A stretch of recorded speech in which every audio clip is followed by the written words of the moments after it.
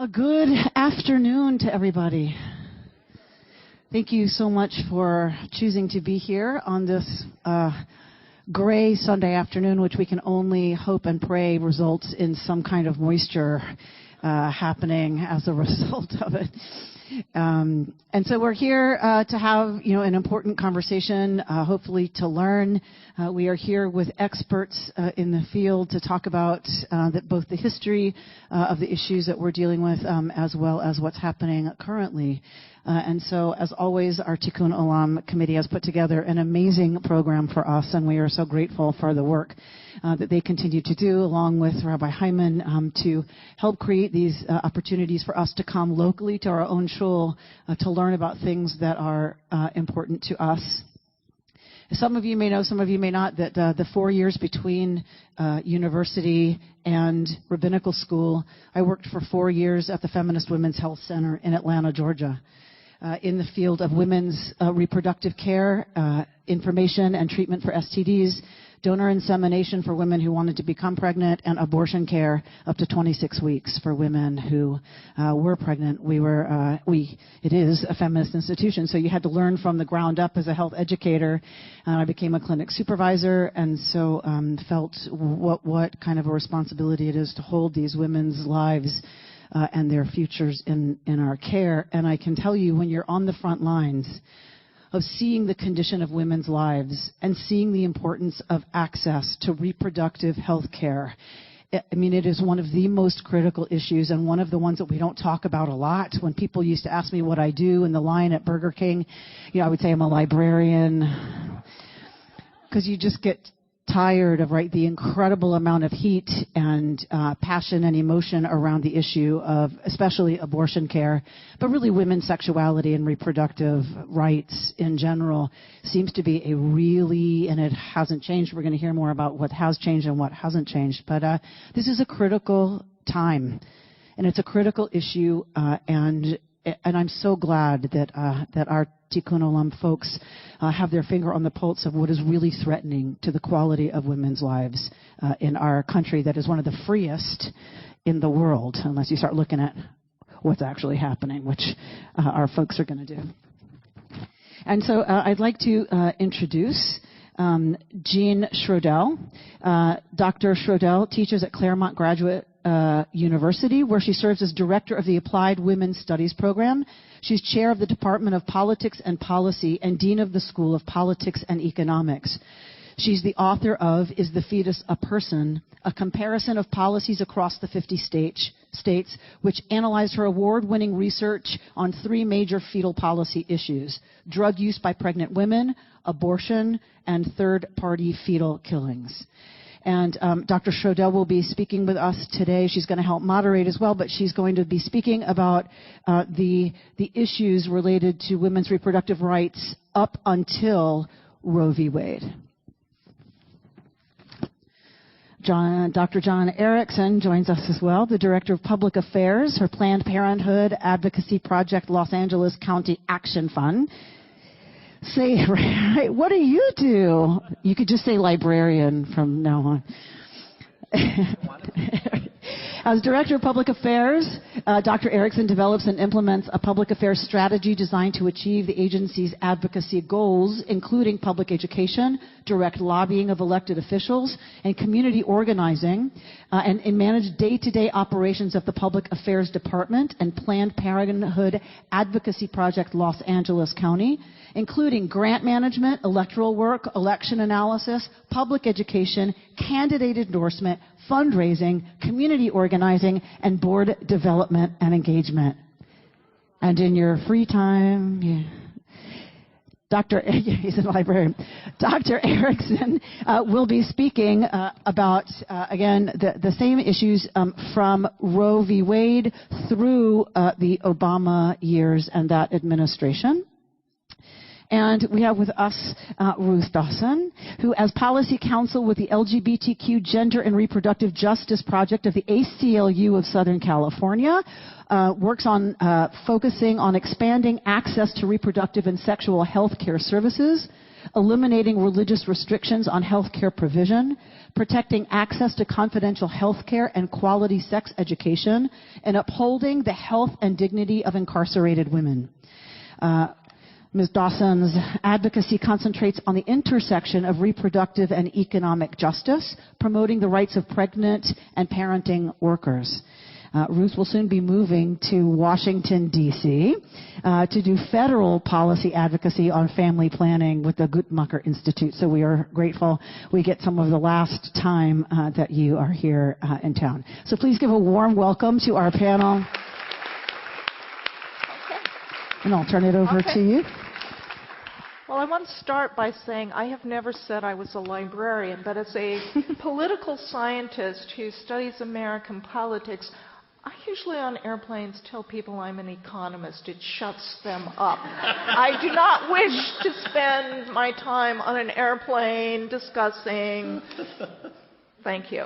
Okay, so that being said, so I will try librarian next time. I appreciate the thought. The value of fetal life has always been inextricably linked to the status of women within society. But only roughly in the last half century has this been widely acknowledged.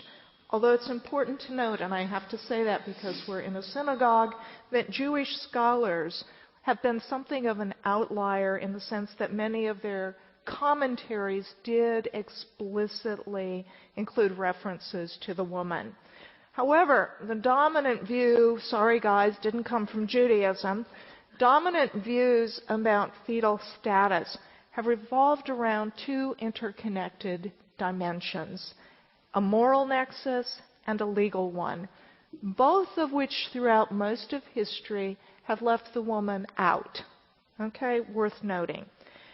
And fetal status has always been an issue when we are thinking about reproductive health and in particular the termination of pregnancies. Early Western philosophical and religious thought focused upon the formation of the soul, with some, including Pythagoras and, I can always, Hippocratic oath, how do you say his name? Thank you. Okay. Believing that the soul originated at conception and that all abortion should be illegal, prohibited at any point. But others, most notably Aristotle, disagreed. And Aristotle had an early version of what you want to think of as the trimester framework, because Aristotle believed that the human organism prior to birth gradually became a person, gained a soul over three stages, a vegetable stage, an animal stage, and then a rational, i.e. human stage. So I said, I think of this as a precursor, if you will, to Roe. Plato, interestingly, went even further and endorsed abortion, particularly for pregnancies among older women. So you can see a difference in thought, but generally speaking, the views of both Plato and Aristotle were dominant during the pre-Christian era. Now, what this meant is that in a legal sense, that abortion was commonly practiced in the Mediterranean area prior to Christian era, but that the views about it and its acceptability declined dramatically as Christianity gained adherents, resulting in criminal sanctions being mandated during the reign of Severus AD 193 to 211. Church fathers, please note, not mothers, church fathers challenged the dominant view that the fetus was a, quote, appendage of the woman, and argued that abortion after ensoulment occurred was murder. The debates among these Christian people who became very influential and dominated for a stretch the kind of legal thinking, the debates largely revolved around the question of when did ensoulment occur? At what point did the soul enter into the human organism, with some believing that it occurred earlier in male embryos than it occurred in female embryos. Just wanted to let you in on this little history. Male embryos, they thought, got a soul at 40 days, female ones at 80 days. Others instead believed it occurred at quickening, which is a phrase many of us have not heard. Some of you probably never heard. Some of the older people probably have heard before. Quickening is the point when the woman can feel the fetus moving within her for the first time. Some point, 4 months, maybe 5 months, right in that period. And that made a distinction between early and late-term abortions, with perhaps an early-term abortion being a minor sin, a venal sin, and a later abortion a major sin. But we're talking here today about the United States. But we get much of our laws coming from British common law. And I'm not the lawyer. There's a lawyer over here, so I can get into trouble with her.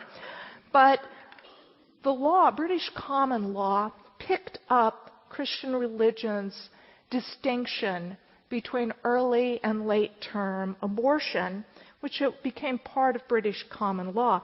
But they used, again, quickening as that demarcation point.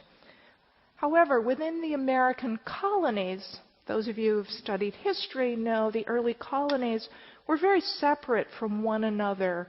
A lot of land, and pretty scary land, pretty isolated. So you found a great deal of variance across the colonies. In some colonies early on, all abortions were outlawed. Others followed what was called the born alive rule, where there was no sin until killing after the fetus, now a baby, was born alive. So a lot of variance in the American colonies. And the born alive rule had some adherents because it avoided what was a kind of squishiness. When did quickening occur? Is the woman telling the truth when she first felt? Okay, birth, it's pretty clear. No birth, birth. Not a lot of ambiguity there. But basically, prior to the 1830s, so we're now moved from colonies to the United States, there's not much data. In fact, it's pretty lousy what little data there is about abortion and terminations of pregnancy in the United States. I mean, we know there were folk medical practitioners, some of whom gave and had recipes for herbal remedies for stopping a pregnancy. You got a little more things involving quinine and iodine. But they would actually talk in the handbooks about mechanisms to release obstructed menses or to regulate menstruation. The common cold was actually a euphemism for a woman being pregnant. So there were treatments for the common cold. But what happened is in the mid-19th century, the American Medical Association came into existence. Did you know this was really important for this particular history? The AMA. And the AMA, which was formed in 1847, wanted to, among other things, gain control of medical practices, including practices related to pregnancy. So the AMA led the effort to criminalize abortion across the country. And part of it was playing into arguments about eugenics, wanting to ensure that the right genes were carried on and reproducing. But the AMA was instrumental, and they passed laws. By 1910, every single state had a ban on abortion. And some of these allowed an exception, medical exception, but again, which kept the power under the control of those physicians. And at least during much of the early period, there was very, very aggressive enforcement of the laws. I mean, it literally driving midwifery largely out of existence. Pardon? There were no women doctors then, were there? Right. Yep, you got it. Yep. And the midwives were female, yes. 20th century America. Remember, abortion was illegal if we moved to the 20th century. So data about the prevalence of abortion pre-Roe, I used the word squishy earlier in another context, really, really squishy here. There is not good data how many abortions were performed annually prior to Roe. But what we do know, and we do know some things that are worth noting, some of which are getting lost in the discussions today. What we do know is that every year in the United States, during the period pre-Roe, the 20 years prior to Roe, every year, somewhere between 5,000 to 10,000 women died annually because of botched abortions. Another, upwards of 350,000 women annually suffered injuries due to unsafe abortions. What was the problem? The major issue was sepsis, an often urinary tract infection that is caused by the use of unsterile medical instruments and practices. Many hospitals actually had entire wards, literally entire wards, that were devoted to nothing other than caring for women who had side effects from back alley abortions, typically sepsis. One Chicago hospital treated 5,000 women a year for sepsis caused by unsafe abortion. So just start thinking about that the next time you see one of those, I'll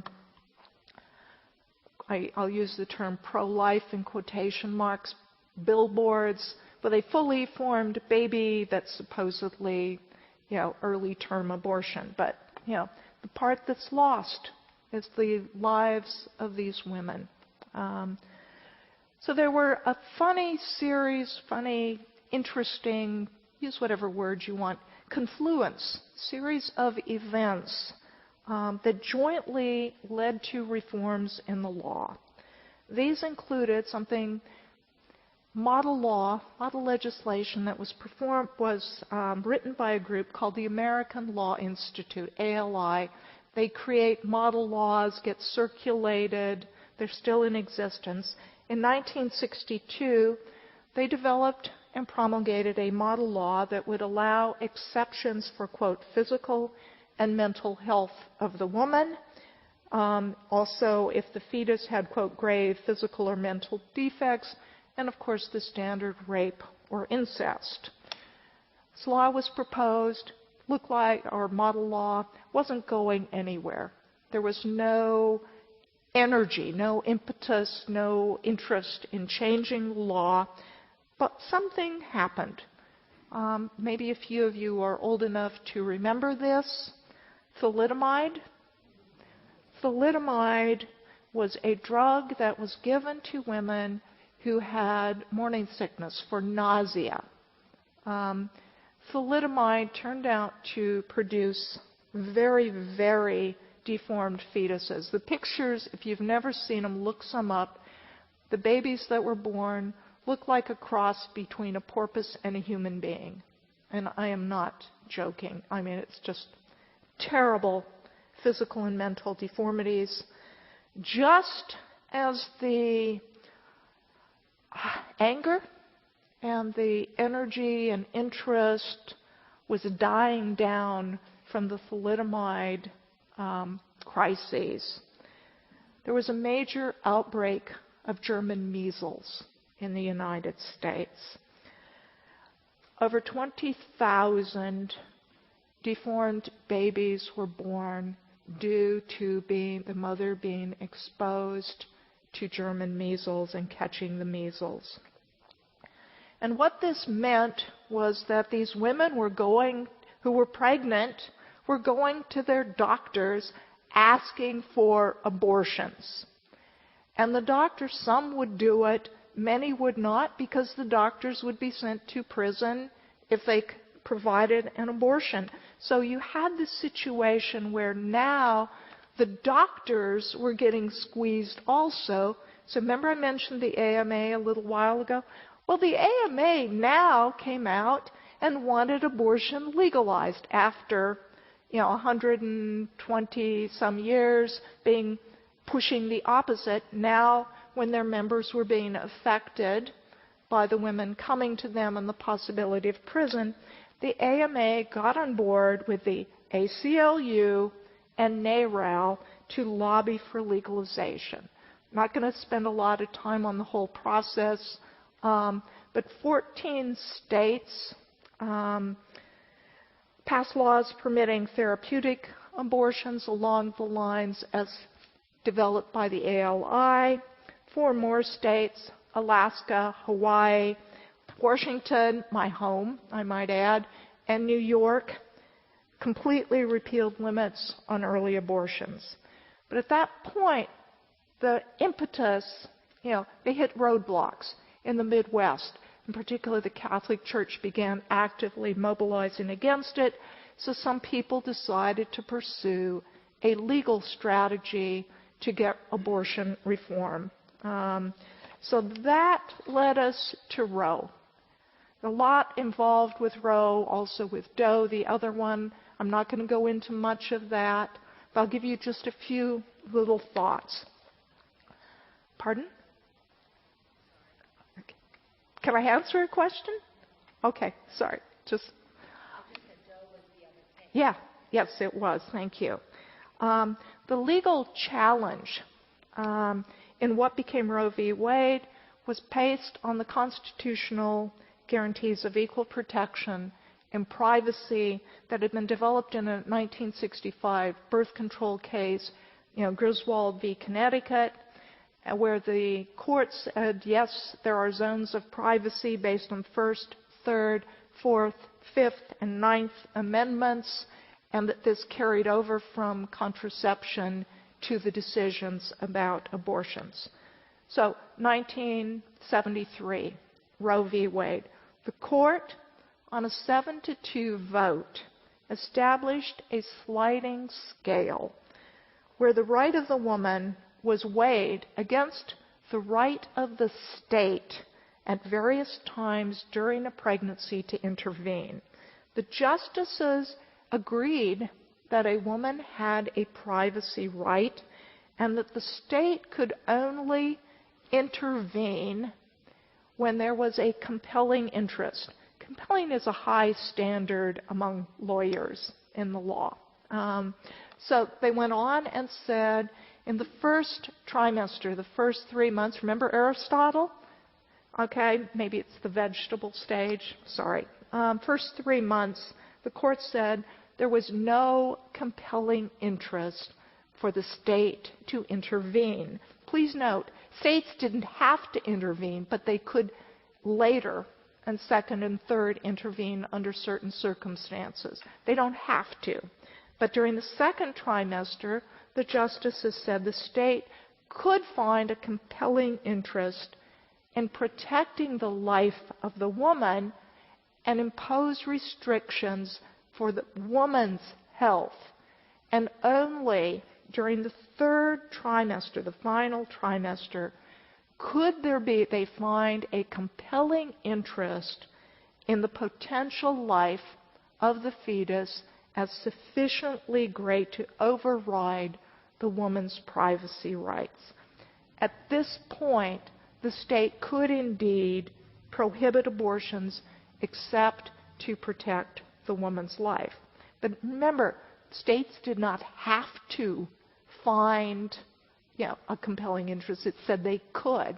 But the other thing to remember about Roe v. Wade, one of the differences is that Roe, for the first time, really placed the woman and the unborn human organism as having competing and conflicting interests. That had never existed before. And on that cheerful note, I will turn it over. Go for it. Oh, thank you.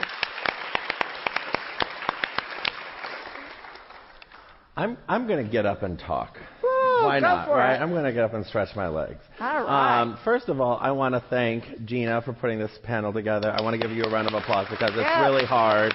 I also am very happy that I get to share the stage with two women I greatly admire. Jean started the master's program, the Applied Women's Studies program, that I actually got my master's from many years ago. And when was it started? Whenever. A long time ago. I was the first man to graduate from that program. Woo! So I want to thank her for that. And Ruth serves on an organization that I deeply respect and serve on the board for. So it's a wonderful time to be here. My name is John Erickson. I'm the Director of Public Affairs for Planned Parenthood Advocacy Project Los Angeles County Action Fund. I'm just going to call it PPAP for the rest of you for right now. And I get the really easy task of going from Roe v. Wade to Obama. So Jean really set it up for something I really want you all to think about. Roe was decided 7-2. And these days, we're so used to 5-4, 4-4 sometimes. A while ago, it seems like a dream. And then sometimes 4-5. And those decisions maybe not directly benefiting the communities in which they're going rightly for the decisions. So Roe v. Wade at the time was decided by a 7-2 decision to take many accounts for women's rights to access to a safe and legal abortion into consideration. It's 1973. The world is a much different place from what it is now. We can maybe have an argument about that later if you want to. But in understanding the ways in which where we were to where we are now right before Obama. And I'm kind of going to hit on a couple of themes here. One, political, right? And how the politicalization of a woman's right to a safe and legal abortion has progressed and become a hot topic issue. And then secondly, the role that advocates and other individuals have played in pushing back against really draconian laws that have tried to take away a woman's right to a safe and legal abortion. And then three, ultimately where we are in the courts, and then I know Ruth is probably going to talk about all the fun things that are happening in the federal judiciary at the moment. So when we really start to look at the ways in which Roe v. Wade was decided, obviously that sets a lot of flares up for advocates on both sides of the issue. In my opinion, there's only one side of the issue. But for the sake of the argument, because we are academics in some way, shape, or form, we do have to present both sides, right? So you have 1973, you have a woman's right to a safe and legal abortion established. And so what happens as a result? Women get a medically necessary procedure that they can get under the law. And so what type of option does this present for states? Kind of talking about states start electing legislators that might want to restrict those laws, come into play for a woman's right when a woman's, well, how did you phrase it, Gene? I can't remember. You phrased it so well at the end. The health of the woman comes into risk, or the health of the fetus comes into risk. And so they started taking those laws on themselves to dictate what happens to a woman. And so many states start passing laws or trying ways to slowly restrict and chip away at Roe, right? And then we start having the ways in which the federal government doesn't want taxpayer dollars, because remember, it's all about money, going to a woman's right to a safe and legal abortion. So then we really ultimately have the Hyde Amendment. How many of you here know what the Hyde Amendment is?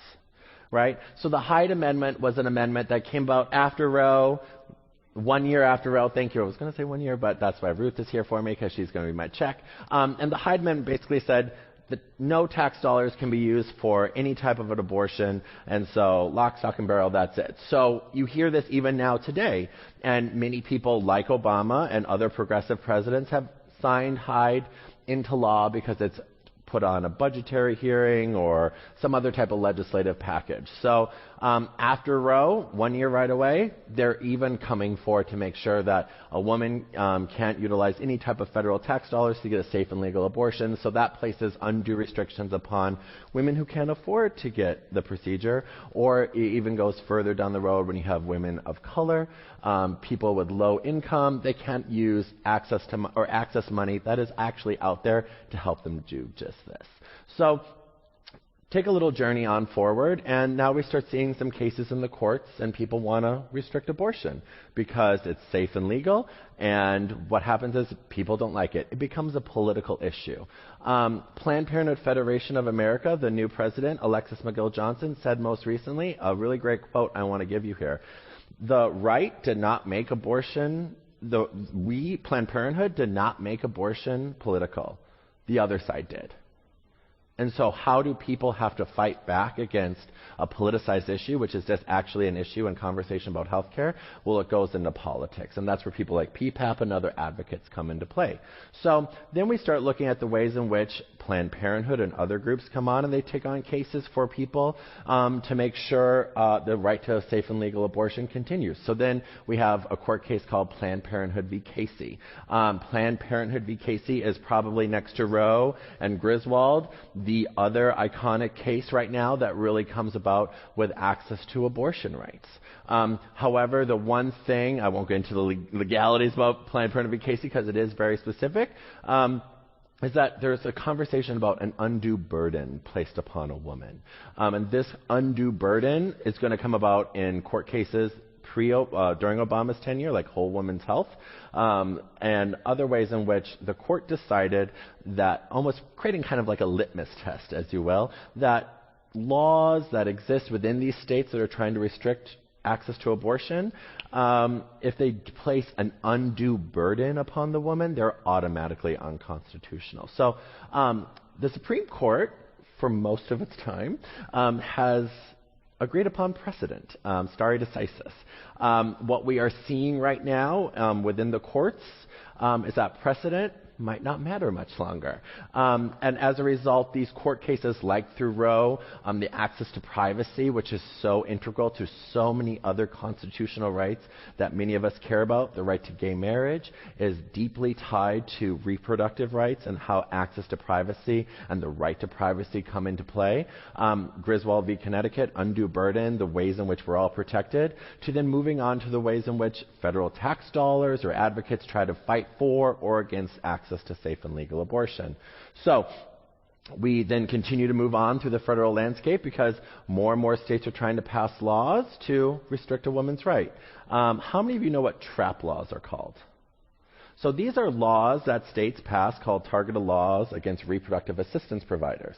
So laws are passed by state-led trap. Yeah, it's a funny acronym. But these laws are passed as a way in which to combat Roe. So Roe is still the law of the land, and as a result, states, and many of which, I think it's like, how many states are there? Like 26, 27 right now that have trap laws on the books that if Roe v. Wade were to be overturned, their abortion is automatically illegal in that state. So when you look at the ways in which states have, since 1973, been progressing slowly to make sure that the right to a safe and legal abortion in their state is completely gone, is very scary. However, they've also placed undue burdens upon women to try to access this right? So the right to abortion in general, you hear me say this word a lot, it's been really political. A lot of people have not freely said the word abortion a lot of the times. Political candidates, presidential candidates, they don't say it, right? But I'm saying it because it's to destigmatize the actual word itself and the issue, because, by the way, abortion is a safe and legal procedure. And unlike Tulsi Gabbard, we don't need it to be safe, legal, and rare. And that's my dig at Tulsi, but that's okay for right now. However, what I'm trying to, you can laugh, I try to make it funny, because it's really dark, and sometimes when we're talking about some of this stuff, we're like, ooh, right? But more so importantly right now is that you're seeing this issue come centerfold for how people are talking about it on the campaign trail. So we have President Clinton being elected. He then did say abortion should be safe, legal, and rare. However, we continue to push forward. He elects amazing justices and puts them on the Supreme Court like Ruth Bader Ginsburg, and so other justices to make this issue forefront to protect Roe. It has always been around there, and how are you going to protect Roe politically? How are advocates going to push for justices or further laws in their states to push for Roe to make sure it's safe? And then you have the election of opposite side individuals who may not want to uphold Roe. So then you have the President George H.W. Bush who gets up there and he elects several justices when Sandra Day O'Connor comes off, puts in Justice Alito, puts in Justice Roberts, all these individuals to further politicize Roe v. Wade to potentially overturn it, right? It's a numbers game at this point.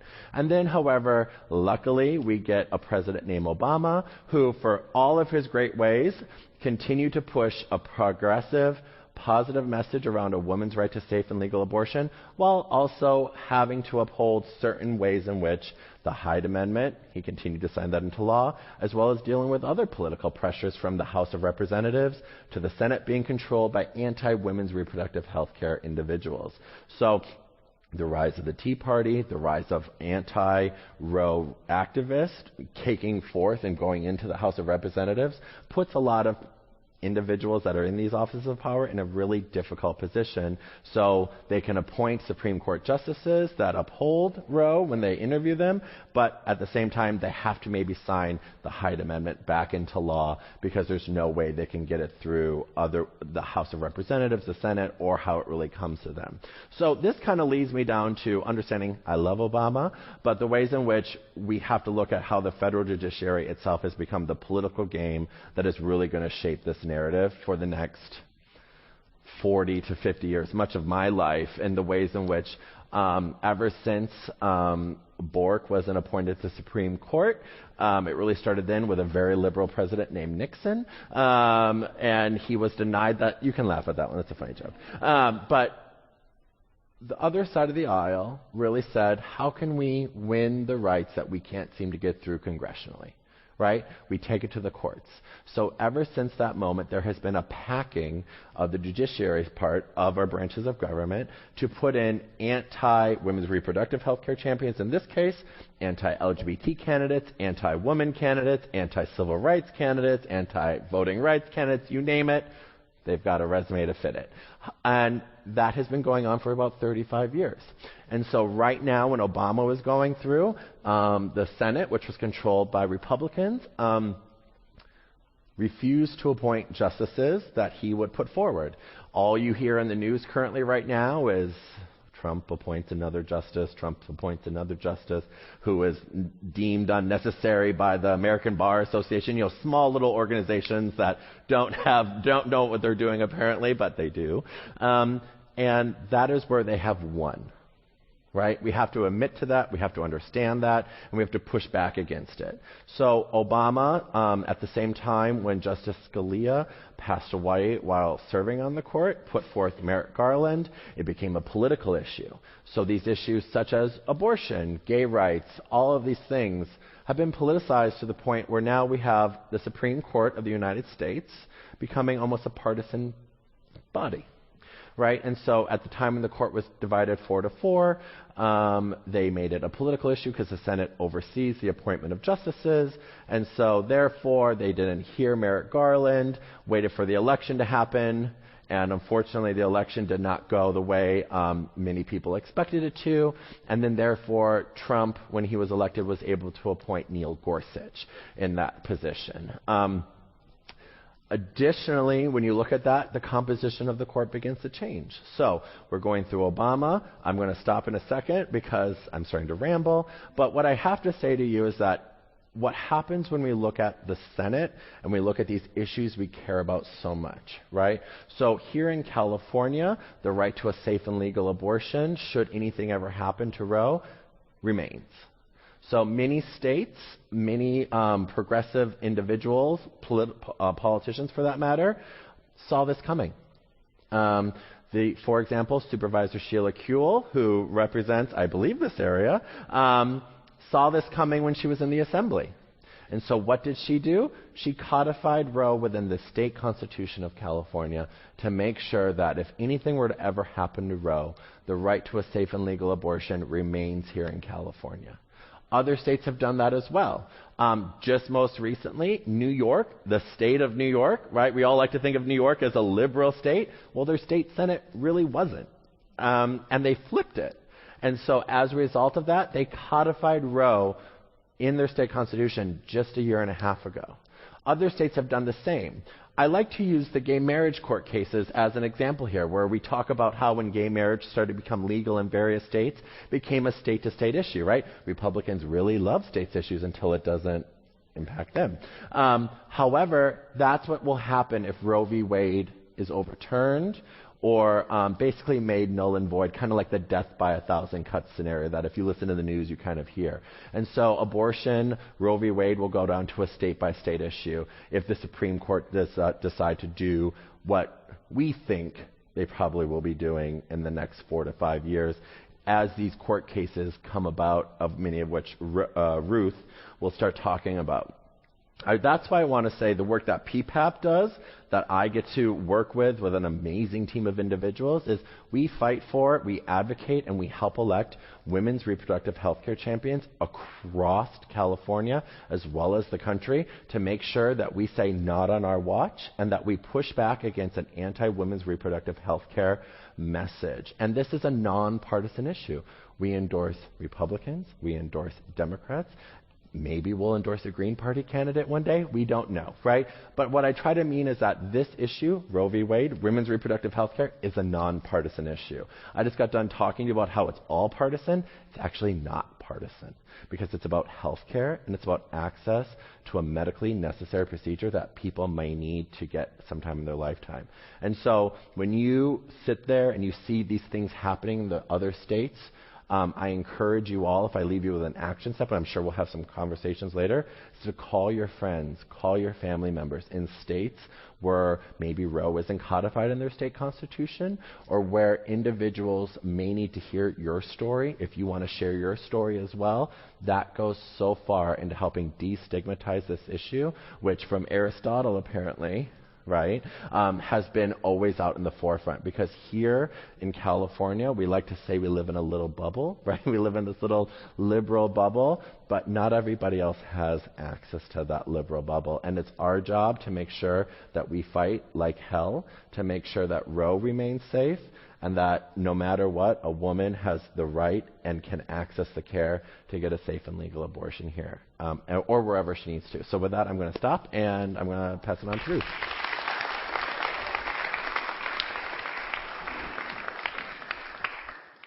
Hi, everybody. We good with audio? Woo, this is new for me. So I'm so excited to be here with all of you today and with you too. I feel like I'm newly fired up, especially that this many people had come out on such a cozy afternoon to talk about abortion rights. Like, really warms my heart. So I'm Ruth Dawson. My pronouns are she, her, and hers. I am a policy counsel at the ACLU of Southern California. So that means I'm a lawyer, but I just don't litigate anymore, which is great for me. And I do a lot of kind of macro policy work. To borrow a phrase that John just used, I want to start by telling everyone that abortion is still legal in all 50 states. Full stop. And the ACLU is and will continue to fight like hell to make sure that it stays that way.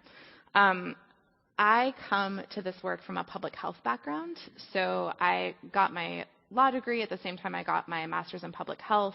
And I come to abortion rights in particular from a perspective of reality and what works. And we know that if abortion is outlawed, the number of abortions do not actually go down. Right? As was mentioned earlier, maternal mortality and morbidity go through the roof, but the number of abortions stay constant. And we know this through examples, through time and space of abortions being restricted or outlawed. And so I think, aside from all of my kind of moral foundations in this work, pragmatism really drives a lot of my work here. And I think they say that, if a woman wants to be pregnant, don't discount the lengths she will go to become pregnant. And if she doesn't want to be pregnant, don't discount the lengths she'll go to not become pregnant, right? So I'm going to talk a little bit about abortion rights under the Trump administration, which is so much fun. Yes, a lot of joy to share. So you have a good foundation of what's happening in the courts. Obviously, we are not in a great landscape right now federally. There are many challenges to abortion rights that are not direct assaults on Roe. And I think it's important to talk a little bit about those just so that we know that there are other things, not really at the margins. They really directly affect abortion access and abortion rights, but they're not necessarily direct legal challenges to Roe. So we have, for example, the Jane Doe case. Can I see a show of hands? Who has heard about the Jane Doe case? Okay, a few. So this case actually is an ACLU case started under the Obama administration back when the Obama administration was doing the right thing generally, but they were giving money to certain service providers to care for unaccompanied minors who had come to the U.S., many of whom, these young women, had been assaulted, raped, either in their home countries or on their way to the United States. They come to the United States, they are unaccompanied minors, right? So by definition, typically, 15 to 17, and are in the custody of the state. And so the U.S. government was giving grants to largely Catholic organizations to care for those young people while their immigration proceedings were ongoing. Many of those young people asked for contraception, emergency contraception, or abortion, right? And those Catholic institutions that had gotten money from the government to care for those young people were not allowing them to actually get out and get their abortion procedures or contraception. So we sued the Obama administration back in the day over this. Of course, with the changing of the guard with the Trump administration, right, that he actually put as the head of that agency somebody who is virulently anti-abortion himself. And so it went from being a situation where we were suing the government for giving money to people for doing bad things to suing the government for the things they were doing as well. And actually, Scott Lloyd is the name of that person. He himself, as the head of this agency, the Office of Refugee Resettlement in the United States, would personally review each young girl's chart to see if she was able to have an abortion. And it was his personal determination based on his ideology that, surprise, in every case she was not allowed to have that abortion. And so the good news is that every single one of those young people who we know about, we have sued about. It did go up to the D.C. Circuit, rather, not to the Supreme Court. And every one of those young women have been able to get their procedures. But that is one piece of, kind of showing the intersections, right, of different identities. This is not somebody who is free to leave an institution by herself and walk across the street. These are people who are, they are not technically in immigration detention, not technically in a jail or prison, but they are not free to go, right? And there are often language barriers, obviously, socioeconomic status, income issues there as well. So that is the Jane Doe kind of area of cases. And those young women, I have to say, I was able to work with a couple of them myself in past years, and they are just incredibly brave. They know what they want. They have self-determination. They know why they want an abortion procedure, and they are not afraid to tell you. And it was some of the most inspiring work that I have done in this realm. Another area of threat is the Title X regulations. So speaking of kind of, our progressive president, Nixon, President Nixon also started the Title X program way back in the day, which the exclusive purpose of Title X funding stream is to provide family planning services. So that means birth control, right? It is not abortion specific, but it is kind of broadly reproductive health care and family planning. The Trump administration, in order to get to the abortion issue, has basically put restrictions on anybody who gets Title X funding. you can't do all sorts of things, right? And one of the things you cannot do if you want to get this massive amount of funding to do your work is have any sort of overlap with abortion services. So Title X funding can't go to abortion services, right? But it also can't go to a clinic where somebody walks in for birth control, for example. They say, I want an IUD, which long-acting reversible contraception, very exciting these days, right? That's kind of the one of our most kind of promising long-acting reversible, right? It is one of the most effective, cost-efficient ways to prevent pregnancy. Somebody comes in asking for an IUD. Turns out that person is pregnant. That person says, oh, well, clearly, I don't want to be pregnant. Where do I go for abortion services? The Trump administration has said that clinic cannot even tell that patient where they can go for the health care they need, right? So it's basically a gag rule internally in those places. Unfortunately, we know that that's not how health services work, right? Those clinics, those physicians, those nurses know that in order to provide quality, comprehensive health care, they have to give that referral, right? And that is actually where that court case hinges on, is like, what is a referral? So Planned Parenthood has actually announced that they will be pulling out of the Title X program. They would rather not get that massive stream of money to provide services because they will not compromise their values in that way. So thank you to Planned Parenthood, but also, mad as hell, right? We're all very mad about that in particular.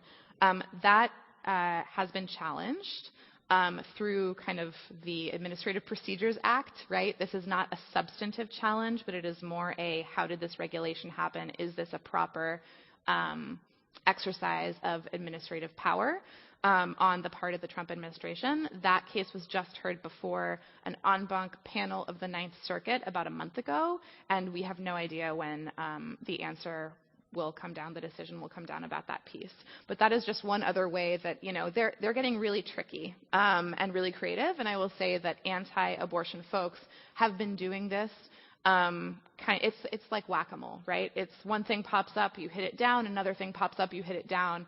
And every time, even if there's a court case to the contrary, they'll try something just slightly to the left and see if that sticks, right? And so there are so many resources that are going into fighting all of these issues at the margins. In terms of direct challenges coming to Roe these days, so as John mentioned, the composition of the Supreme Court has changed quite a bit. I will say, just from kind of a personal perspective, I'm in my absolute dream job at the ACLU. Every day I get to do exactly what I want to do and kind of work toward the change that I hope to see. So I couldn't ask for a better job, even though I'm leaving to go to another dream job. But that's fine. It's been a wonderful 6.5 years at the ACLU. Right in my I know. We won't. Ruth and I are also very good personal friends, so I'm not over it yet. So. We work together a lot. I literally leave LA this coming Saturday. But when I heard that Justice Kennedy was stepping down, and he had over his career kind of slowly gone toward the left in terms of a lot of social issues, right? For example, the marriage equality cases, even some abortion rights cases. So Whole Woman's Health, for example, in 2016, which was the most kind of impactful abortion rights decision in 20 years. He voted on, quote unquote, our side.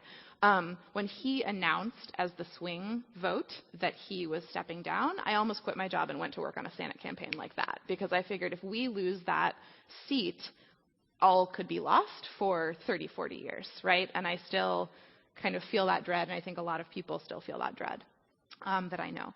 So that is real. And the state-level restrictions, like I was talking about, kind of the whack-a-mole restrictions, have been happening since about 2010, 2011. There was this trend, huge trend, sponsored by ALEC, the American Legislative Exchange Council, right, kind of the evil network that writes all sorts of model bills, model gun rights legislation, Koch, yes, it's Koch money, Koch brothers money, to be quite frank. right? Stand your ground laws, for example, anti-abortion legislation, money in politics legislation, all sorts of things that group would like to see ideologically spread throughout the U.S. They write a nice model bill, send it to all the state-level legislators across the country. A lot of times we have seen that the legislators don't even take off the heading before they submit it to Judicial Council, right? So it'll straight up say ALEC at the top. But we're seeing these copycat bills kind of across the country. And in 2010, 2011, there were literally this wave started of hundreds of those, and we would see the same things. We saw Planned Parenthood defunding bills across the state, like whoa, across the country at the state level. We saw 20-week abortion bans. We saw forced ultrasound requirements, right? All of these things that really did kind of chip away things at the states. However, the vast majority of those were, after the court cases, came out our way because the Constitution, as interpreted by the Supreme Court, protected against those restrictions, right? But with this change of the Supreme Court, now really all of the anti-abortion folks in the states see this as red meat, right? It is time to go for it. It is time to pass the most restrictive laws we can imagine so that if they make their way up, they might have a chance of actually turning over Roe for the country. And so, for example, what we're seeing, of course, these 6-week abortion bans folks have heard of. So the idea is, I won't go into kind of the heartbeat or exactly what that means, but it's based on this idea that after 6 weeks, a fetus has a heartbeat, right? Science says it's not actually a heartbeat, it is more of a, it is something else entirely, but it is a flicker of sorts. And so that is kind of the narrative that the anti-abortion folks have really grasped onto, and they say at 6 weeks you shouldn't be able to have an abortion because, that pregnancy or that fetus is a baby or whatever the, kind of mythology around that is. And of course, when does life begin is a whole other complex question for which I am going to buy my friend's book here as soon as we leave this room. Those 6-week bans, the good news is that at this point, as of early October, so literally earlier this month, all 6-week abortion bans in the country have been blocked. So that is the good news, that the courts have stood up, they have followed the Constitution, and those have not progressed. There are several ways that other kind of challenges can reach up to the Supreme Court, and one is going to reach the Supreme Court shortly. So I think it's important to talk a little bit about how the Supreme Court works. A lot of people, when Justice Kavanaugh, it pains me to say, was actually kind of enthroned on the Supreme Court, people were saying, oh no, this means abortion is going to die tomorrow, right? That's not actually how it works. The Supreme Court cannot just decide something sua sponte or on their own. Do I have any lawyers in the room? Yeah. All right. But instead it has to have a case or controversy in front of it, right? So the Supreme Court couldn't just convene tomorrow and decide something unless it has been asked to decide a particular issue in front of it. However, what happened is a case about a trap law. So as John was talking about trap laws are targeted regulations of abortion providers. It is like, I'm coming for you, and how can I make your life more difficult, right? So abortion providers need to do things that other providers, doctors, clinics don't have to do. For example, I need you to have, 3 bathrooms on the 3rd floor. For example, I need you to have, hallways wide enough for 3 gurneys to pass through. For example, I need you, doctor, to have admitting privileges at a local hospital, even though that local hospital doesn't have to play ball with you, right? It's all ways that kind of sound on their surface like they are actually potentially helping patients' health and women's health, but of course really have that's why it's insidious, right? They really have the effect of just putting abortion providers out of business because practically it's impossible to provide those services.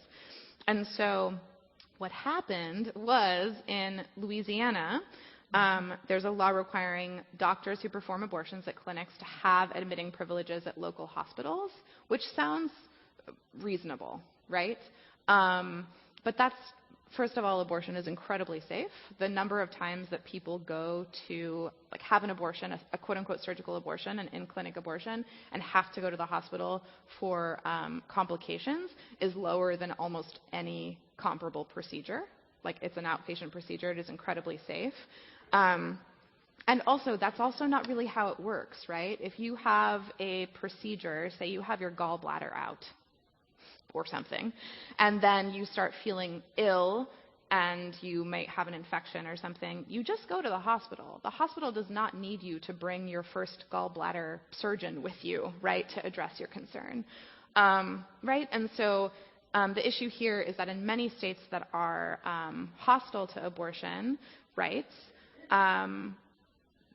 there are no doctors in state who perform abortions. So the doctors will fly in maybe, once a week to perform abortions, once a month to perform abortions, and the hospitals might have something like requirements around residency, right? You must live in our county or practice in our county, 10 days a month or something to get admitting privileges. Anyway, so it's really just kind of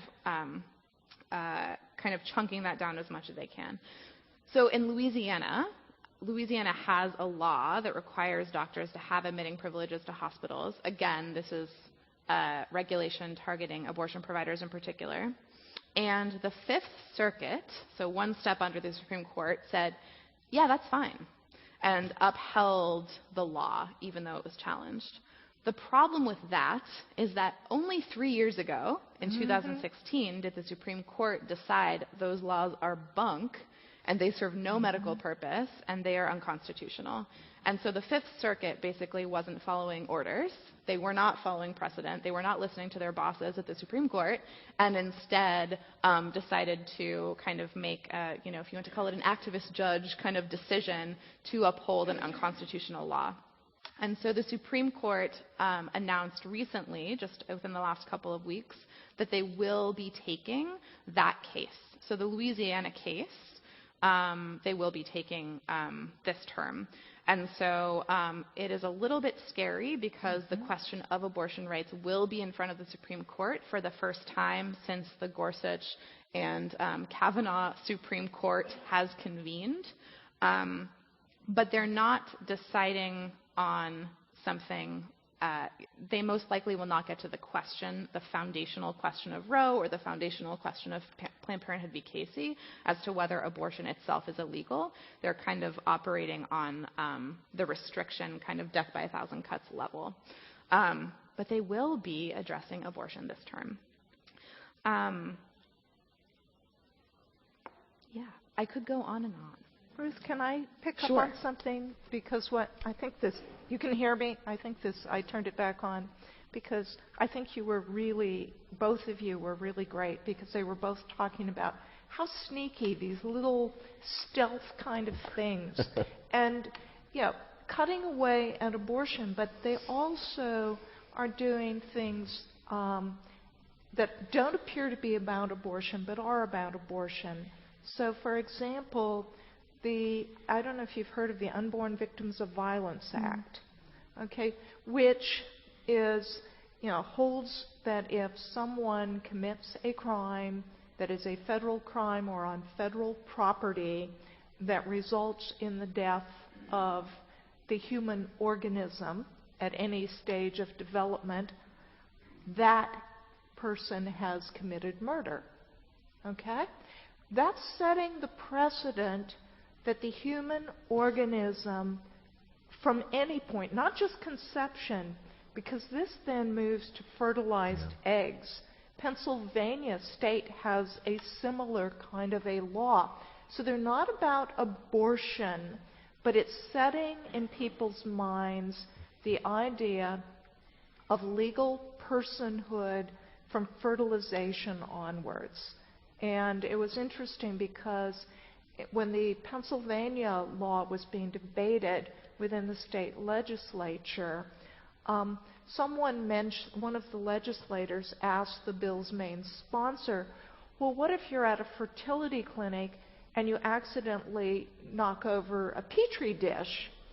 Are you a mass murderer? And the sponsor said yes.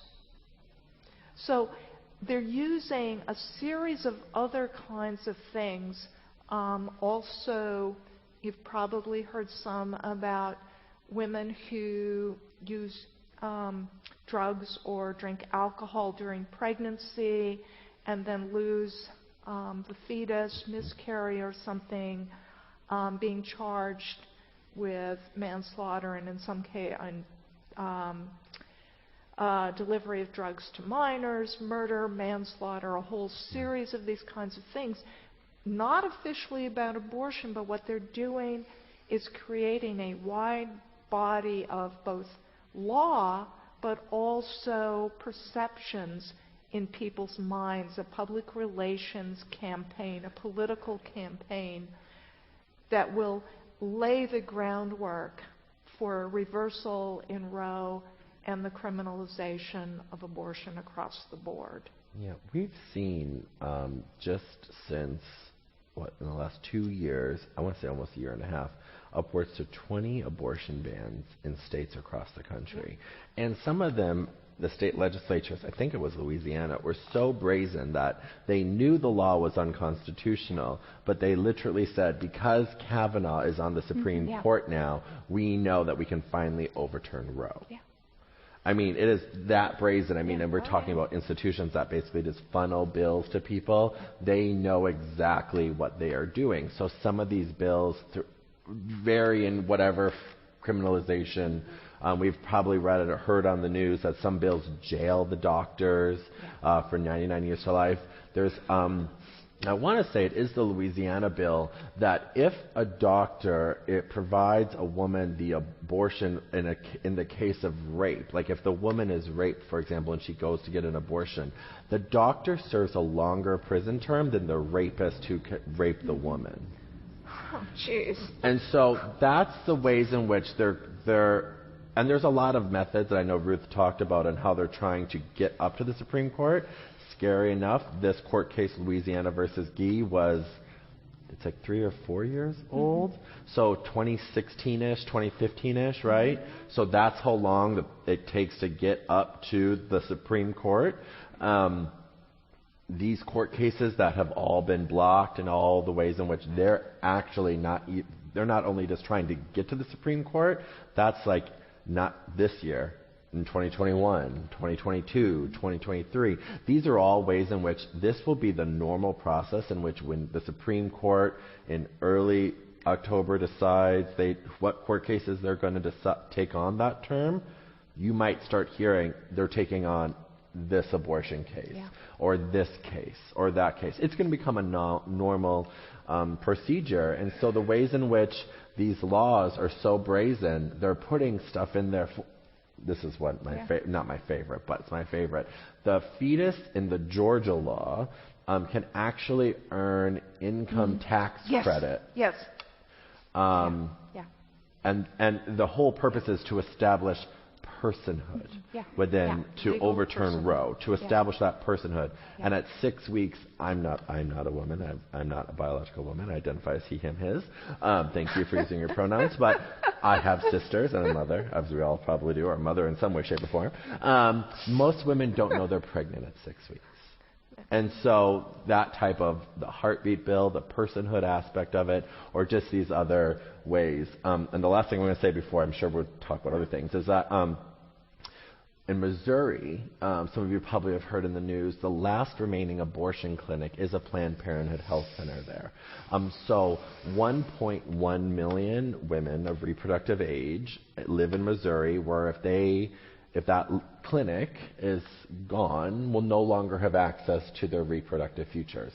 Meaning it would be the first state in the entire nation to no longer have an abortion provider. The same thing with Louisiana versus Guy. There's 4 remaining abortion providers in Louisiana. If this law is upheld, probably 3 of them will probably have to close, meaning there will be 1 as well.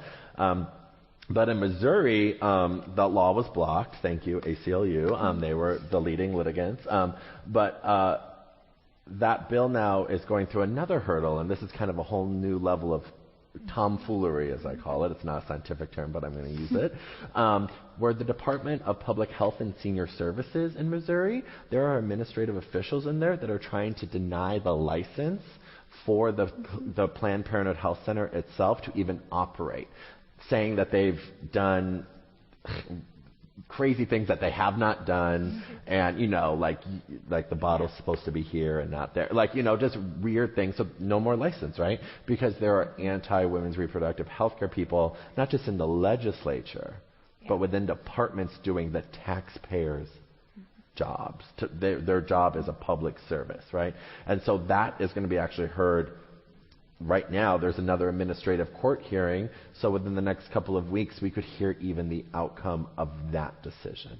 So there's always whack-a-mole, right? There's always some way in which it can happen, and why we always have to fight back. And I'm going to be quiet now, but anything. If I can just say, I think something that is an interesting idea, because of this death by 1,000 cuts, because it is whack-a-mole, I kind of thought, as somebody who's very interested in voting rights, as we discussed before the panel, that's kind of, other than the area I practice in, I think the most interesting thing for me, because that is, voting rights established the game, right? That's the rules of the game before you even play the game. So they are so foundational to the rest of our democracy. The Voting Rights Act, before it was completely eviscerated in 2014. Not completely. Okay, we can sorry. talk about that. We can talk about that. Pre-clearance as a concept, right, is interesting to me because basically the Voting Rights Act said to certain states and municipalities that before enacting any sort of restriction on voting, basically they had to get it pre-cleared, right? So it wasn't just reactive, it was actually proactive restraint, and that at least one presidential candidate who I will, I'll say candidate Harris actually, her platform actually includes pre-clearance for any sort of restrictions on reproductive rights, which I think is a fascinating idea, right? And it would mean that we wouldn't have to necessarily kind of play catch-up and play whack-a-mole, as we've continued to do and has been draining the resources of the advocacy and litigation organizations for all of these years. But instead, the government would be able to provide that check and balance before these restrictions went into place. And because we've been so immersed in the legalities of the Supreme Court decisions, the Supreme Court is even, and correct me if I'm wrong, maybe it's not the Supreme Court, but they are even now trying to stop organizations like the ACLU, Planned Parenthood, or other places that take on a case on behalf of a person and litigating it in front of the Supreme Court. So we have to go back to the Jane Does, the Roes. These individuals take on a significant burden personally. The Supreme Court is trying to cut the ways in which organizations take on these court cases, see them up through the appellate circuit all the way up to the Supreme Court to get a decision. They're trying to now place the burden solely on individuals again. That's why it's the Roe v. Wade, Jane Doe decisions that are kind of really problematic. And the Jane Doe decision is really, you probably heard about it when the Kavanaugh appointment was going on, because Justice Kavanaugh, when he was on the D.C. circuit, denied access for an undocumented minor to get the abortion that she was trying to do in the ways in which Ruth pointed out. She was able to get the procedure at the end, but that's why abortion rights advocates were so, among many other reasons, signaling the red alarm that this is a problem. So there, and people, I mean, a lot of you probably might have not just heard about that, what I just said about the, now a Jane Doe will have to take on this huge burden, right? Talk about significant burden. So now you think about the ways in which, start telling that to people and researching that, because you as lawyers know the ways in which that could be a problem for years to come. When you've talked about there being one clinic in a state, and I think we think, oh, well, there's an abortion clinic in that state, but part of it is about how far something is for these women to access reproductive care. So if they want an abortion, a lot of these women are challenged to come up with the money for the procedure in the first place. Yeah. Now you have to have somebody who can drive you 6 hours to the one abortion clinic, or if there's 3 in Louisiana, it could still be, a really long trip to get to that clinic. You have to get an appointment. You have to get out of school. You have to make all the arrangements, and then you have to stay overnight in a hotel often, because some of these procedures are 2-day procedures. And as much as she's trying to make those arrangements, every delay increases both how far in gestation she is, and that also affects the price. Post 12 weeks, so now she's finally got the money together, and the money for the hotel, and the money for the gas, and someone to drive her, and she's now a week past what the price was last week, and now she has to come up with that money. So it's how far care is for these women is a really, really important part of whether or not they have access to this care. And just so everyone knows about Title 10, I'm going through all my talking points in my head right now, but the Title 10 regulations, how many of you know what a crisis pregnancy center is? Yep. So crisis pregnancy centers present themselves as presenting all the options of like any other women's reproductive health care clinic, but they actually don't. They don't talk about abortion. They don't offer abortion. They won't refer you out. They literally try to delay you long enough so that way you no longer have the option but to have the child. So the Title 10 funding, Planned Parenthood health centers were a part of Title 10 since its inception in the 1970s. This is the first time they've ever had to pull out of it since then. But you want to know who's getting the funding now? Crisis pregnancy centers. So they are getting government assistance to completely dissuade individuals from safe legal medical procedures. Okay, I'm going to, I am supposedly the moderator, I'm going to jump in because we've got a whole stack of questions that hopefully we'll be able to get to. Some of them, as I did my quick glancing, are very similar. So if someone has the same one, please note I might not read your exact wording, but okay, we'll do our best.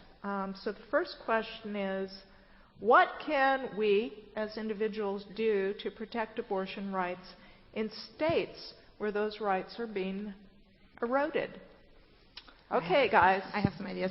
So I think there are so many donations to, for example, the ACLU, to Planned Parenthood. I think those donations are very important. Thank you, everybody who, I'm sure there are donors in this room. At the same time, there are others who have been doing the work in these states for many years that are not the Planned Parenthood or the ACLU. I would recommend looking up the National Network of Abortion Funds. Most states have an abortion fund. Here in California, we have Access Women's Health Justice, is what it's called. And it is a fantastic abortion fund. So these organizations are hyper-local. They know what the people who are pregnant who need abortion in their particular jurisdictions need and how to provide those services. And then the national group is called the National Network of Abortion Funds. In California, in particular, so donating money is fantastic. That money will actually go to helping people get a ride to the clinic, have childcare. We know many people who seek abortions are already parents. Have a hotel room if they need kind of in the next county over, right? Like make that practical connection from A to B that is beyond the procedure itself, or maybe even pay for the procedure itself. Access Women's Health Justice here in California, in addition to giving money directly to them, you can be trained as a practical support volunteer. I am trained, and I do this once in a while. My mother, who is up in Santa Cruz in Northern California, who's retired, does this like it's her job, and she loves it, and she is called to actually take somebody, for example, from Santa Cruz all the way up to Oakland, stay with them all day, if you have anesthesia, you need to be driven home, and then drives them home, right, and maybe gets them a meal on the way home, or, helps people actually connect from A to B. So if you are a person with resources, not to make assumptions because we're in the Palisades, but if you feel like you have time or resources to give, actually helping people make those connections as a practical support volunteer, allowing people who come to Los Angeles to stay in your back house if they need to the night before their procedure, if they're coming in from, for example, Arizona. We don't know what's going to happen in the next couple of years. California is likely to become a haven state for abortion care. Yeah. And I will tell you that the doctors and lawyers here, we are coordinating to make sure that we have a strong network, but we really need people to kind of provide that secondary practical support. So Access Women's Health Justice. Look it up. Can I add something? Yes. Jumping in. Not only does it mean helping various entities that are directly involved in the provision of abortion services, I would say the best thing that one can do for these other states is support political candidates who are pro-choice. Okay? Emily's list, for example. But there's a number of other groups. But you look at the states where there are close races, where your money can make a difference. Don't waste your money giving it to candidates generally in California. I mean, look, sorry, You can sometimes. Don't worry, we'll talk after. But, hello, Montana, for example, right now there's a discussion about 7 key states, North Carolina, Wisconsin, Michigan, Arizona, Nevada, Colorado, all of which, just as a side note, have substantial Native American populations who face the greatest barriers to voting. But, those are states that are ones that could make a huge difference. But there are other states too, sorry. And I'll just say, to challenge everyone, how many of you know someone that doesn't live in California? Right? Most of you do. If not, let's talk about taking some time to go explore the United States. But I challenge you all, much like to piggyback on that. And if you so choose to donate, thank you so much. Those funds go so far. However, I encourage the ways in which PPAP and other organizations have been able to increase access in the legislative branches and electing people is by sharing your stories. If you yourself were a patient, so many people have felt stigmatized, or they can't talk about it, or people want to spread that knowledge. Call someone in another state, have a conversation with them. My PhD is in religion, and so much social change has happened from the pulpit, the religious institutions themselves, from civil rights to women's rights to gay rights, even though people don't think about it, to women's rights. Those things start in religious homes, and it's come conversation. So I challenge each of you to call 1, 2, 3 people that you know that don't live in California that may live in one of these states, or just to call someone so that way they're looking for someone maybe in Florida or maybe in South Carolina or maybe even in New York, and when they go to that voting booth, to make the right decision. And that's what PPAP does do. We do endorse pro-women's reproductive rights champions here in LA County, which is just a small little county, as we all know. So, Religious Coalition for Reproductive Choice. Yeah. If you want to look at the different kind of religious traditions, if you're speaking to someone and want that kind of knowledge, great source. Mm-hmm. Okay, another question? All right. It's similar. I don't know if we want to say more about it. It feels like pro-choice movement is always on the defense. Thoughts, suggestions to go on the offense. Did we kind of cover that enough? Go Planned Parenthood doesn't use pro-choice or pro-life language anymore, really. We call ourselves women's reproductive health care champions. That's a better way to rephrase it, because oftentimes the pro-choice, pro-life argument's very partisan, right? When I were to sit there and say pro-life, you can probably, some images come in your head. I say pro-choice the same way. And that's why PPAP is, we endorse and advocate for women's reproductive health care champions. That is anyone on any side of the aisle, because guess what? Healthcare is healthcare, and if you're going to fight for a woman's safe, a right to reproductive health care services, we got your back. I will also say that there are several pieces of legislation at the federal level. Just so people know, there is the Act for Women, which is hoping to codify Roe. So in case Roe falls via the courts, it would still be there federally. There are a couple of other kind of large national campaigns that are proactive. It's just our current congressional situation has not allowed them to be passed. Okay. Maybe this was just one to clarify a little bit. You said, the question is, you said abortion is legal in all 50 states. Please elaborate. Does that mean if you pay for it with your own money, not federal funds, you can get an abortion? So I think we were leading into your discussion with respect to that. Is there anything either you would like to add to that? So abortion is legal but restricted. Yeah. Right? And so that kind of, because what we have been hearing is people panicking and saying that abortion in these states with 6-week bans is no longer legal in the United States. And so we think it's really important to spread the message that abortion is still legal in all 50 states, and it has just been heavily restricted since Roe v. Wade, since the backlash. Of course, as you mentioned, the Hyde Amendment prohibits federal funding toward abortion except in certain circumstances, right? And so Henry Hyde said, damn, if we can't make abortion illegal for all, we'll just have to make it illegal for poor people. Yeah. And that has continued. And there's also another campaign to stop the Hyde Amendment. It's not a repeal. It's just let's not put that rider on to next year's budgetary resolution is all it means. And that is the All Above All campaign. These are all campaigns that need volunteers, need people interested and need funds. They've also got a ban on the provision or funding for abortion services for women who are in the U.S. military. Yep. Oh, yeah.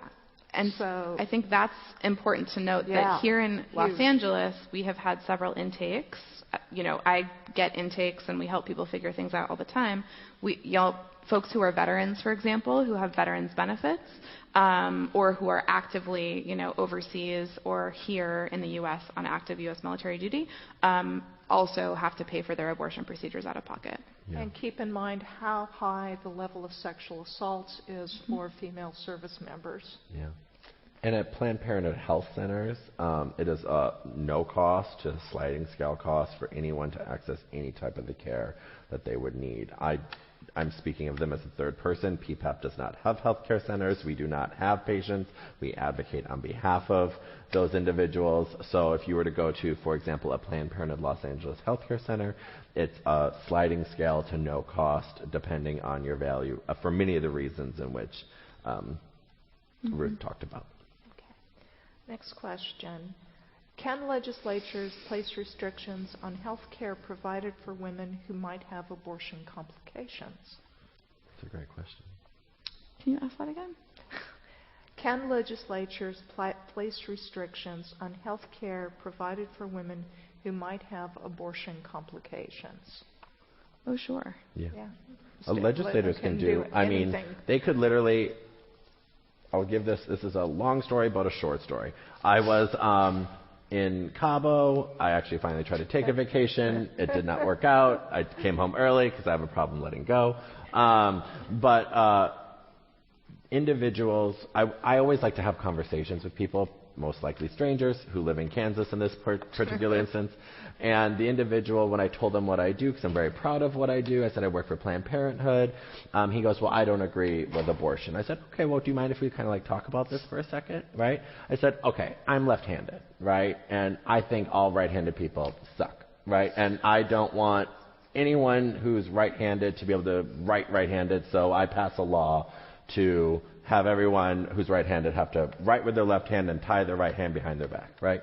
And he was just like, and I said, how does that make you feel? Because I noticed he was right-handed, right? And he goes, well, I wouldn't want anyone telling me what to do with my own body.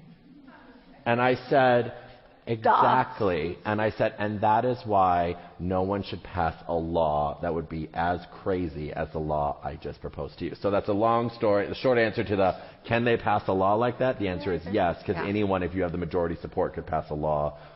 Now, whether or not we've seen some crazy laws in our times, but Yeah, and if that is a more complex question, I'd also be happy to talk. I feel like there is more there than maybe came across in the question. EMTALA is a federal law, if I may. It's the Emergency Medical Treatment and Active Labor Act. And if someone presents at an emergency room and is having either an emergency or is in active labor, that hospital can't turn them away, is the idea, right? And there is, right, absolutely. So California is obviously under EMTALA, as is the rest of the country. So absolutely, if somebody presents with abortion complications and is having an emergency or is hemorrhaging or whatever it may be, even though that is very rare for an in-clinic abortion, a hospital has to take them. Absolutely. So there's no violation of EMTALA that should be would be legal. At the same time, I will say as was mentioned, one of the things that I focus on is religious restrictions of healthcare. And something that we see is when people are miscarrying. So these are people who very much have wanted pregnancies. They are in their 19th or 20th week of pregnancy. They have painted the nursery, chosen names, right? And they are miscarrying, essentially. They start cramping, they start bleeding, they go to the emergency room. Most typically, it's the one that's closest to them, right? Because it is an emergency. If it is, they're taken and kind of assessed and treated. Catholic hospitals, and this happens in California as it happens throughout the country, Catholic hospitals will often warehouse those women. And I know this because I have talked to a number of women who this has happened to in California. They won't tell them what is happening to their bodies. They won't tell them that they're not providing them pure treatment, because the doctors and nurses in the Catholic facilities have to abide by the ethical and religious directives for Catholic healthcare services. So often we will see doctors, and I've talked to many doctors who operate under these restrictions.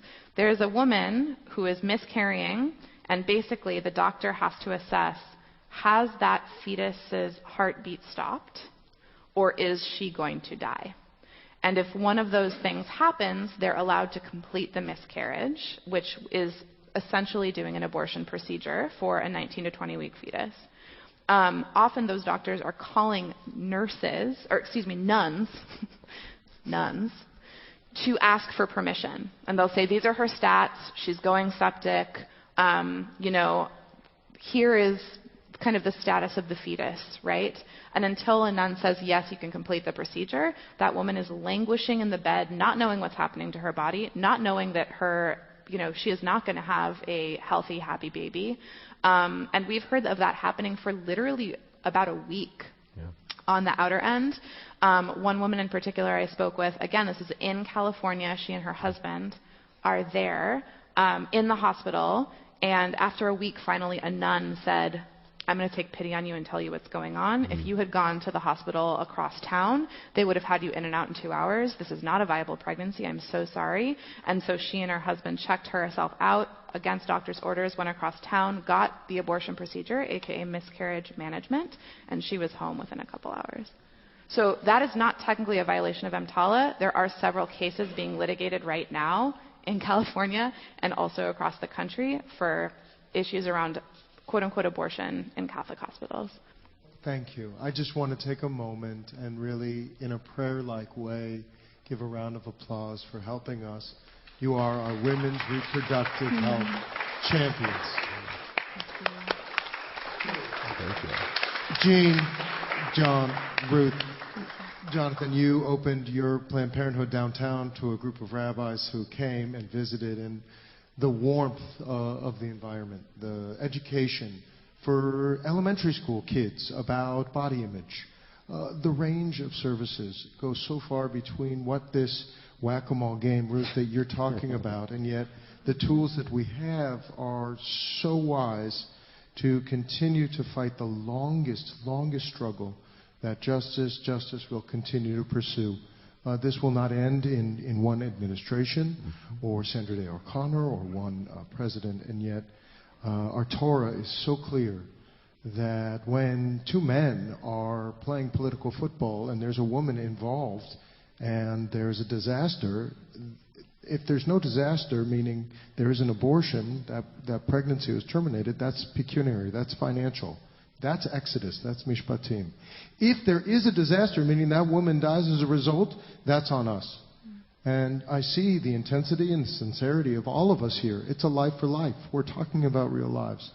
And for many of us who know and are intimate with people who have lost pregnancies or have needed abortions and have really, really suffered through these moments, your champions, your institutions, and our homes.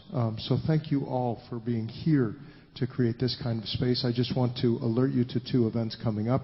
November 22nd, David Pettit from the National Resource National Defense Council, National Resource, NRDC, National Resource Defense Council. David Pettit will be joining us November 22nd for a Shabbat service. November 3rd, I'm going down to El Paso with Trua to the border to experience what's happening there. And I'll be able to share a little bit about that on Shabbat in that November. I want to thank Gina and Angela and Carol, our Social Justice Committee, for all of you for coming out on a Sunday evening. I wish you health, salvation in Reconstructionist Judaism is health. And that health is so precious and valuable. Thank you all so much.